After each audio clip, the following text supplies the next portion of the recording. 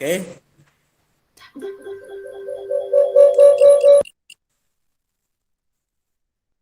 baik teman-teman semuanya para pejuang muda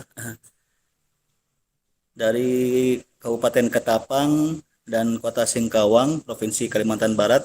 Bismillahirrahmanirrahim.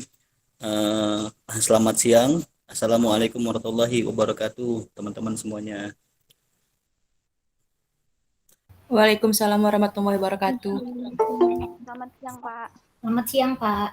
Ya, selamat siang. Ini suara jelas kedengaran ya dari sana? Jelas, Pak. Jelas, Pak. Baik, langsung saja mungkin kita minta untuk Kabupaten Ketapang untuk menjelaskan dan menggambarkan apa rencana dan bagaimana proyek proposal yang sudah dibuat. Ini kita persilakan kepada Mbak Dara dan teman-teman.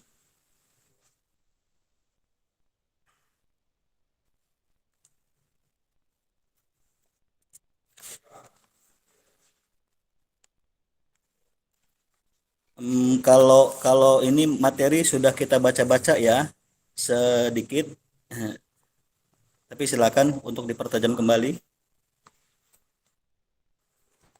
Assalamualaikum warahmatullahi wabarakatuh. Baiklah, di sini kami akan menjelaskan sedikit tentang proposal kami. Jadi judul dari proposal kami Kabupaten Ketapang ini adalah pengolahan buah nanas asli. TSB ini adalah Trans Sungai Besar, Pak.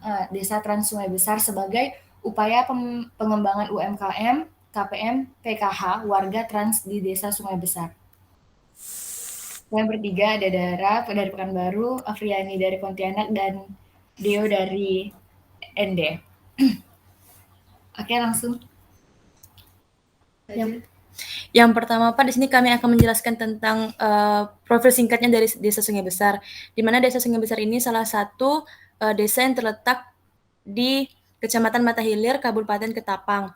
Desa ini tuh salah satu juga menjadi pemukiman masyarakat transmigrasi yang berasal dari daerah Jawa, Sumatera, dan lainnya, Pak.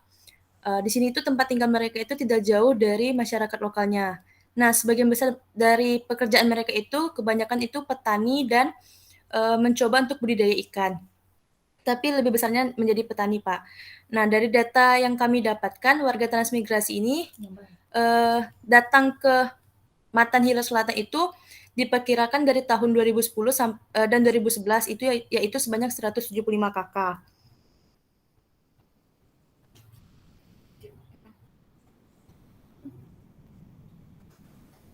Nah, adanya pun rumusan masalah selanjutnya itu yang terdapat di lapangan. Yang pertama, budidaya ikan di tanah gambut dan buah nanas banyak yang terbuang dan mubazir. Solusi yang kami tawarkan adalah bagaimana menggunakan potensi yang ada, yaitu buah nanas diolah menjadi produk makanan jadi. Nah, untuk budidaya ikannya ini di sana masih kesulitan karena di tanahnya itu tanah gambut, Pak. Jadi agak lebih susah untuk membudidayakan ikan lele di sana. Sementara kalau nanas ini, Pak, lebih sering apa namanya tuh? Lebih sering berbuah. Iya, lebih sering berbuah. Jadi daripada terbuang di sana, jadi daripada cuma dijual aja kan, lebih baik diolah. Oleh karena itu ada politeknik itu memberikan pengajaran sama mereka biar nanas ini diolah aja. Terus makanya kami berinisiatif untuk buat stik nanas dari nanas yang banyak itu, Pak. Tidak hanya stik nanas, Pak, tapi juga ada kerupuk nanas. Terus dari Politeknik sendiri itu udah ngasih buat apa namanya tuh untuk pelaksanaan proyek ini, Pak, itu nantinya akan bekerja sama lagi dengan akademisi, dalam hal ini Politeknik Negeri Ketapang. Mereka udah buat ibu-ibu yang di sana udah belajar cara pembuatan stiknya. Tapi kendala dari mereka itu adalah pemasaran dan packaging dari stik nanas itu. Jadi kami datang ini membantu packagingnya dan pemasarannya karena agak jauh juga dari kota, Pak. Jadi kami ngasih solusi ke mereka. Kami buat dulu stiker untuk packagingnya tuh kan, itu sebagai tanda misalnya Dari Desa Matan Hilir Selatan. Iya, stik nanas dari Desa Matan Hilir Selatan. Terus kami bantu pemasaran ke warung-warung terdekat sampai warung-warung yang ke kota, Pak. Selanjutnya tujuan dan manfaat team based project ini.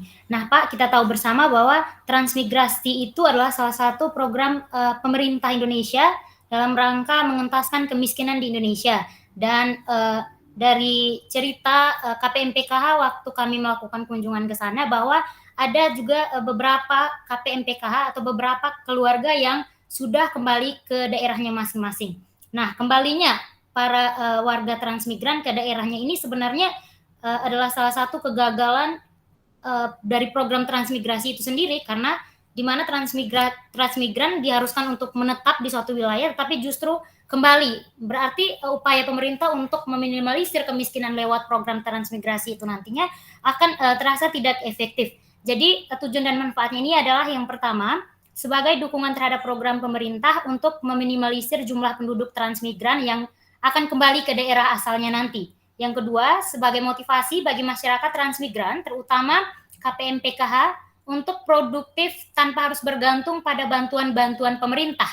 Karena yang kami temukan di lapangan adalah para KPMPKH yang ada di wilayah ini itu sudah menerima bantuan kurang lebih selama 7 tahun.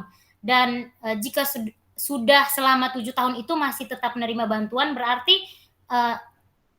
bantuan-bantuan yang selama ini diterima itu belum membuat masyarakat di sana cukup berdaya dan berkembang untuk produktif.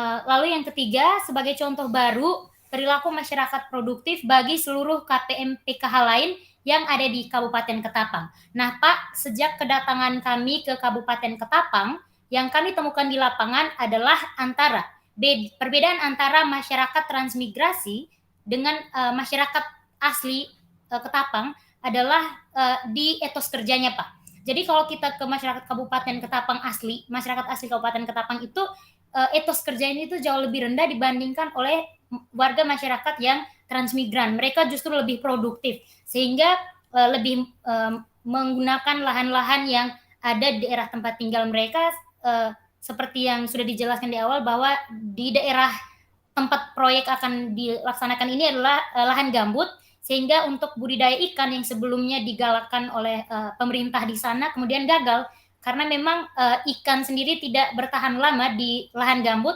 sementara kalau nanas dia cukup bisa beradaptasi dengan lahan-lahan gambut.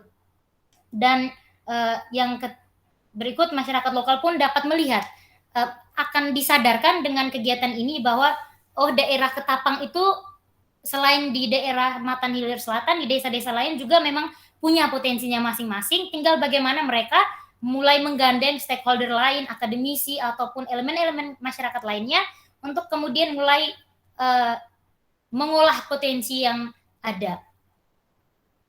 Berikut, Pak, rencana pelaksanaan.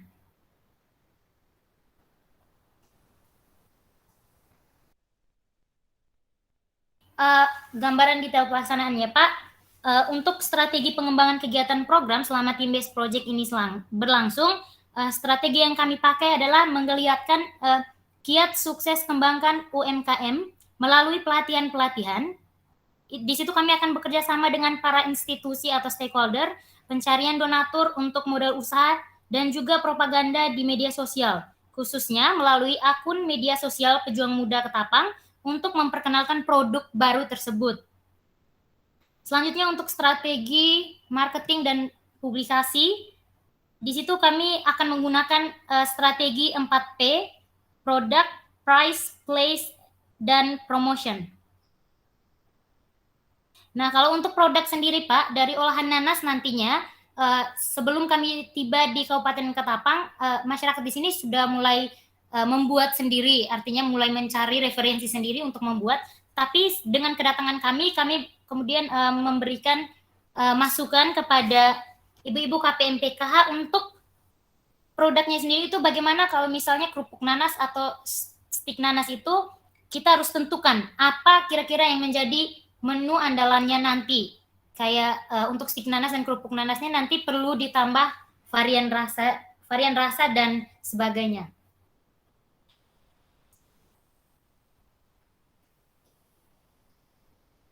Kalau untuk promotionnya Pak, kami pasti akan memperkenalkan semua stik nanas itu ke warung-warung terdekat dulu sampai ke paling jauh sebagai produk hasil dari warga Trans Sungai Besar. Terus kami yakin dan percaya kalau misalnya kami udah pulang ke maksudnya program Pejuang Muda ini udah selesai, program ini tetap berlanjut karena 85% pasti tetap berlanjut karena saya juga udah wawancara ke para ibu-ibu di sana. Kalau misalnya penjualannya itu tidak berhasil, bagaimana Bu? Apakah Ibu stop atau tidak? Dia jawab katanya ini akan terus dilaksanakan sampai orang-orang mengenal produk ini walaupun penjualannya tinggi ataupun rendah. Selanjutnya ada lagi.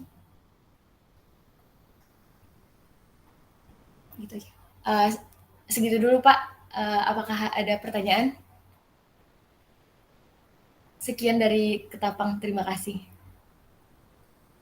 Oke, Dara dan teman-teman, terima kasih atas presentasi rencana tugasnya proposal team based project yang akan nanti insya Allah kalau di ACC ataupun dinilai oleh tim reviewer tingkat nasional masuk, mudah-mudahan bisa berlanjut. Saya mungkin tidak akan banyak bertanya ya karena kita ada 2 tim ini. Namun 1 atau 2 pertanyaan yang akan saya sampaikan. Pertama, ini Dara berapa orang di lapangan? 3 Pak. 3 orang ya. Nah, 3 orang, kemudian anggarannya berapa yang diajukan? Anggaran yang kami ajukan itu adalah 25 juta, Pak. 25.624.000. Yang sudah di Verval DTKS berapa? 300 kurang. Sampai sekarang 300, Pak. Sampai sekarang 300-an. Iya, Pak. Nah, maksud saya kalau dengan anggaran 25 juta itu dengan hasil verifikasi lapangan baru 300, ini bagaimana mekanisme dan teknis pembagian waktu? Sementara kewajiban teman-teman itu kan verbal DTKS. Tapi kalaupun juga dikasih amanat untuk pembiayaan dari Kemensos dana hibah itu, nah ini bagaimana mengaturnya? Terus targetnya seperti apa? Itu. Oh, oke Pak. Jadi gini, kami hanya 3 orang. Kebetulan yang kami verbal itu hanya 2.000 data. Karena dari bertiga kami hanya 2.000 data. Dan tempatnya mudah dijangkau. Sehari itu sebenarnya kami bisa dapat 30. Kemarin karena ada beberapa kegiatan hingga kami nggak bisa verbal. Terus karena jaringan juga sepertinya dalam 2-3 minggu itu emang udah selesai Pak. Jadi untuk membagi waktu menyelesaikan proyek dari proposal ini Pak, mudah juga karena desa yang kami jangkau itu daerahnya juga dekat. Terus ibu-ibu yang mengumpulkan ketua kelompok yang mempunyai yang melaksanakan program ini tuh Pak, sekali bilang aja mereka udah berkumpul Pak. Terus kami kan di sana juga udah buat logo desain untuk packaging stik nanasnya. Tinggal ditempel-tempel sama ibu-ibu tuh. Palingan kalau kami pemasaran juga gampang Pak, daerah-daerah sana sambil pulang juga bisa ke warung-warung ngeletakkan barang-barang itu Pak, nitip barang ya maksudnya. Oke, berarti tidak masalah ya dari 2.000 data baru 300 sampai nanti tanggal berapa Desember ini teman-teman pulang. Artinya DTKS berjalan dan program ini tercapai ya yang proposalnya. Iya Pak. Soalnya sekali jalan juga Pak. Nah, kemudian pertanyaan berikutnya, kalau misalkan belum dapat atau belum jodoh, belum bisa di ACC, nah ini teman-teman sudah ada gambaran belum akan tetap dikerjakan dengan lewat bantuan-bantuan selain dari Kemensos? Sudah Pak, sudah dapat gambaran. Kalau tidak dari IR, dari Politeknik Negeri Ketapang, kalau tidak dari Sekda kemarin kami udah nanya kepala dinas juga Pak, kepala dinas Kabupaten Ketapang. Nah, artinya begini, artinya teman-teman jangan bergantung kepada Kemensos ya. Iya Pak. Iya, Pak. Dan tetap dari sekarang sudah diurus atau diproses lobby-lobby ataupun komunikasi untuk program itu kan. Kemungkinan kalaupun hari ini tanggal 27 Senin sudah ada keputusan insya Allah ini dari Kemensos. Karena kan kita gerak cepat. Ya, gitu Iya. saran saya ya. Terima kasih ya teman-teman Iya, Terima kasih kembali Pak. Dara dan yang lainnya. Terima kasih Baik, Pak. Mbak Nadia dari Singkawang, Iya, Pak. silakan. Assalamualaikum warahmatullahi wabarakatuh. Selamat siang Bapak, kami dari Pejuang Muda Singkawang akan mempresentasikan program kerja kami, yaitu judulnya Pengadaan Penampungan Air Hujan dan Pelatihan Pola Hidup Sehat di Panti Lepra Alverno, Kecamatan Singkawang Selatan, Kota Singkawang. Untuk mempersingkat waktu, saya akan alihkan ke teman saya untuk menjelaskan program kerja tersebut.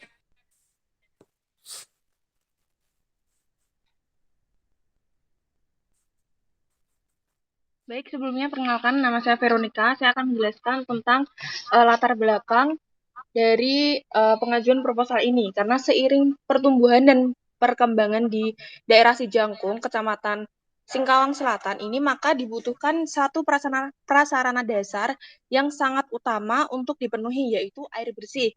Di Gang Liposos ini merupakan daerah yang rawan air bersih, rawan penyakit, ataupun desa tertinggal. Penduduk setempat masih menggunakan sumber air BJP atau bukan jaringan perpipaan seperti air sumur, air hujan sebagai sumber air bersih. Lepra ini merupakan penyakit infeksi yang kronis. Lepra ini penyakit yang sangat ditakuti oleh masyarakat karena dapat menyebabkan mutilasi. Lalu penderita tidak hanya menderita akibat penyakitnya, tapi juga karena dikucilkan oleh masyarakat. Maka dari itu, pihak rumah sakit dan dinas sosial yang menangani hal ini membuatkan satu gang yang jauh dari pemukiman warga yang lain menjadi tempat tinggal para pasien yang sudah sembuh dari penyakit ini. Selanjutnya akan dilanjutkan oleh rekan saya. Baik, sebelumnya perkenalkan nama saya Zumratul Musyarofa. Terkait dengan kesehatan yang ada di Gang Liposos, Kelurahan Sijangkung, Kecamatan Singkawang Selatan sendiri, kita harus juga menerapkan apa itu hidup pola sehat untuk menunjang kesehatan mereka. Yang pertama yang dimaksud dengan pola hidup sehat adalah gaya hidup yang memperhatikan segala aspek dari kondisi seseorang, dari makanan, kebiasaan, bahkan bagaimana mereka berolahraga. Di sisi lain, ada beberapa aspek yang harus diperhatikan. Yang pertama, ada mengonsumsi makanan dan minuman yang sehat. Yang kedua, ada asupan gizi yang seimbang. Yang ketiga, ada dengan rajin berolahraga. Yang keempat, istirahat yang cukup. Dan yang terakhir, ada menjaga kebersihan lingkungan.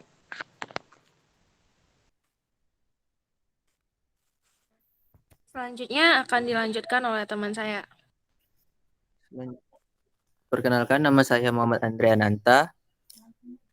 Hal yang mendasari kegiatan kami ini ada dua kegiatan. Yang pertama pengadaan penampungan air hujan dan kedua pola hidup sehat. Yang pertama yang mendasari pengadaan penampungan air hujan ini yaitu pada musim kemarau seringkali terjadi krisis air di Gang Liposos. Sebelum itu sudah ada fasilitas sumur bor di sini, akan tetapi masyarakat memiliki keterbatasan untuk merawatnya karena mereka memiliki keterbatasan fisik dan keterbatasan dana untuk memelihara biaya pemeliharaan. Tidak hanya itu, keadaan sumur bor di tempat ini sudah sangat tidak layak untuk tersedianya air bersih dan dipakai masyarakat. Alasan kami membuat pengadaan penampungan air hujan dikarenakan memudahkan warga untuk melakukan perawatan dan juga higienis dan juga mudah diakses masyarakat. Karena dikelola perwarga dan lebih efektif dilakukan dalam jangka waktu 1 bulan, serta penampungan ini dapat bertahan hingga 10 tahun ke depan. Dan kegiatan kedua yaitu pola hidup sehat, yaitu kami melihat keadaan di Gang Liposos ini sangat kumuh dan kami memiliki gagasan untuk mengadakan pola hidup sehat agar masyarakat masyarakat gizinya terjamin dan juga tidak terjangkit penyakit yang berbahaya. Kemudian dilanjut ke teman saya. Baik, di sini saya akan menjelaskan tentang waktu dan tempat pelaksanaan dari program kerja kami. Di mana tempat pelaksanaan program kerja kami menitikberatkan di Panti Lepra Alverno Gang Liposo Sijangkung, Kota Singkawang. Kemudian untuk waktu pengerjaannya, kami akan melakukan selama 2 minggu, mulai dari tanggal 1 Desember 2021 sampai dengan selesai. Untuk jadwal kegiatannya, kami membaginya ke dalam 3 tahap. Yang pertama itu ada persiapan, di mana persiapan dilakukan pada hari pertama, di mana kami akan mendiskusikan dan mempersiapkan apa saja alat dan bahan yang akan kami butuhkan di lapangan. Yang tahap kedua ada pelaksanaan kegiatan, di mana pelaksanaan kegiatan ini akan dilakukan pada hari kedua sampai hari ke-10, di mana kami akan mulai membangun fondasi untuk membuat tempat penampungan airnya. Kemudian ada tahap yang terakhir yaitu hasil akhir, di mana pada hari ke-11 dan hari ke-14 kami akan menempatkan penampungan air ke fondasi yang sudah kami bangun dan mencantumkan logo pejuang muda di penampungan air tersebut. Kemudian untuk tanggal 14 Desember nanti kami akan juga mengadakan pelatihan pola hidup kepada masyarakat setempat sekaligus penutup dari program kerja kami. Selanjutnya akan dilanjutkan oleh teman saya. Adapun potensi hasil dari program kerja kami, secara garis besar ada 2. Yang pertama, memberikan solusi kepada warga di Panti Lepra Alverno Gang Liposos pada saat musim kemarau agar tidak terjadi krisis air bersih dan krisis air minum. Nah, seperti yang sudah dijelaskan oleh teman-teman saya tadi, bahwa Gang Liposos ini merupakan tempat bagi mantan penyandang penyakit kusta, khususnya di Kota Singkawang. Nah, mereka ini hanya mengandalkan air hujan dan air sumur, di mana air sumur ini letaknya sangat jauh dari pemukiman mereka. Dan apabila musim kemarau, mereka sangat kekurangan air, bahkan kadang tidak minum, tidak mandi. Nah, kami di sini hadir sebagai solusi bagi masyarakat agar mereka tidak lagi kekurangan air. Karena pada dasarnya, sebaik-baiknya manusia adalah yang bermanfaat bagi makhluk lain. Lalu yang kedua, meningkatkan kesadaran masyarakat tentang pola hidup sehat agar tidak terjadi penularan penyakit yang lain. Nah, kita melihat bagaimana sih kondisi fisik mereka. Mereka yang tidak memiliki jari tangan, menggunakan kaki palsu. Kita sebagai manusia yang manusiawi melihat, maaf Pak, saya apabila kita turun langsung ke lapangan, kita bakal melihat apa sih, tersentuh jiwa kita melihat mereka yang hidupnya penuh dengan kekurangan, tapi mereka tetap semangat. Namun di samping itu, lingkungannya ini menjadi sebuah kendala, Pak. Karena jauh dari pemukiman masyarakat, tinggi di atas bukit, kekurangan air, dan juga banyak terpencil dan juga banyak banyak nyamuk, banyak lalat. Nah, kami di sini ingin mengadakan sosialisasi dan mengajarkan masyarakat bagaimana sih hidup sehat itu. Karena ya seperti yang kita tahu, masyarakat penyandang kusta ini kan juga dikucilkan oleh masyarakat. Nah, jadi kami di sini ingin hadir sebagai sebuah memberikan mereka rasa bahwa mereka ini diperhatikan dan diberdayakan. Selanjutnya akan dijelaskan oleh teman saya yang lain.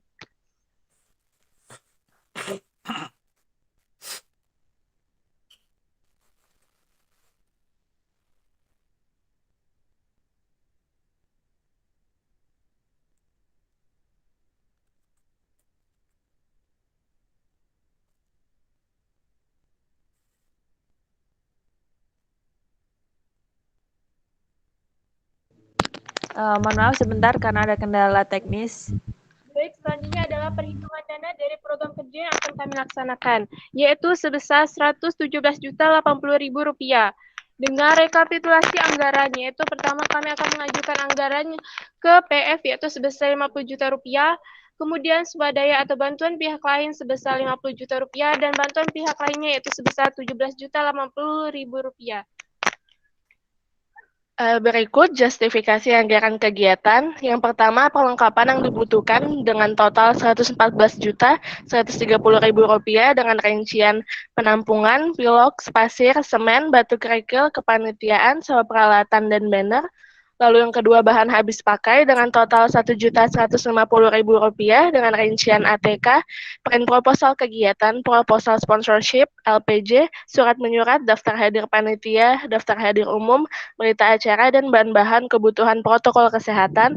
Lalu yang terakhir lain-lain dengan total Rp1.800.000 dengan rincian makanan, snack, dan air mineral. Dengan berikut, total kebutuhan anggaran dari program kerja yang akan kami laksanakan sebesar Rp117.080.000.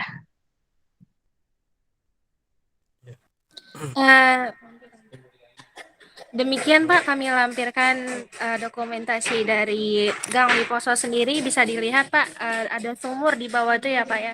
Dan itu jaraknya lumayan Pak, dan medannya juga terjal. Mereka kan udah cacat, ada yang tidak ada kakinya, ada yang tangannya juga hanya tinggal sebagian. Jadi sangat menyulitkan Pak. Demikian program kerja kami. Terima kasih. Baik, Assalamualaikum teman-teman. warahmatullahi wabarakatuh. Ada pertanyaan Pak? Waalaikumsalam warahmatullahi wabarakatuh. Ya, terima kasih Pak Nadia, Pak Zumrotul, dan teman-teman tadi yang saya nggak hafal nih satu-satu. Ya memang prinsipnya ini luar biasa, ini ide teman-teman yang sudah berusaha untuk membantu suatu komunitas ataupun suatu komponen masyarakat di Dibandingin Ketapang. Nah, Jangan tahu bodoh. Siapa yang angke? ya. Saya ada beberapa pertanyaan. Ini agak beda nih dan agak menarik. Menariknya pertama, ini teman-teman mendobrak pakem. Ini kan suatu jenis penyakit ya. Bukan penyakit, suatu mungkin cobaan lah, cobaan kesehatan. Dan ini sebetulnya banyak dihindari oleh semua orang. Ini ada gium atau konotasi penyakit lepra akan gimana gitu ya. Dan teman-teman pun mengetahuinya. Hanya saja berani untuk mencoba membantu mereka. Nah, pertanyaan saya selama ini bagaimana respon yang lain, dinas terkait, SKPD terkait, ataupun yang memang sudah seharusnya membantu mereka selama ini. Nah, itu yang kemudian berikutnya, ini anggaran kan teman-teman ada di atas 100 ya, 117 menggabungkan dari Kemensos rencananya dan dari yang lain. Nah, pertanyaan saya, memang akan memberikan bantuan itu di luar Kemensos yang selain 50 itu. Terus yang ketiga, nah jarak jeda waktu yang sangat terbatas sekarang, tanggal 25 hari ini nanti akan bergerak tanggal 27, itu keputusannya nanti seleksi nasional. Terus sampai nanti teman-teman tanggal 20 itu sudah akan check out ataupun akan keluar dari Kalimantan Barat tugas ini. Ini bagaimana mengatur ritme kerjanya nih antara verbal di lapangan sama program rencana. Ini kan besar anggarannya. Ini teman-teman harus mengatur strategi. Itu saja mungkin Mbak Nadia, teman-teman di Singkawang.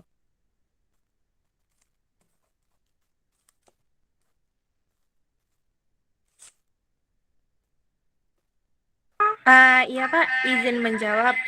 Untuk terkait dinas sendiri sih Pak, mereka sudah memberikan bantuan, namun Pak tidak maksimal. Maksudnya sudah lama gitu Pak. Ada diberikan mesin air, cuman karena kita ketahui kondisi fisik mereka juga kondisi keuangan mereka, jadi tidak terawat Pak. Jadi tidak bisa digunakan lagi. Dan yang kedua untuk tadi dana ya, dana. Untuk dana tadi karena di atas 100 juta, rencana kita ini Pak mau masukkan ke Kita Bisa dan mencari ke dinas-dinas terkait ya Pak untuk bantuan dananya. Dan yang ketiga tadi verbal ya Pak.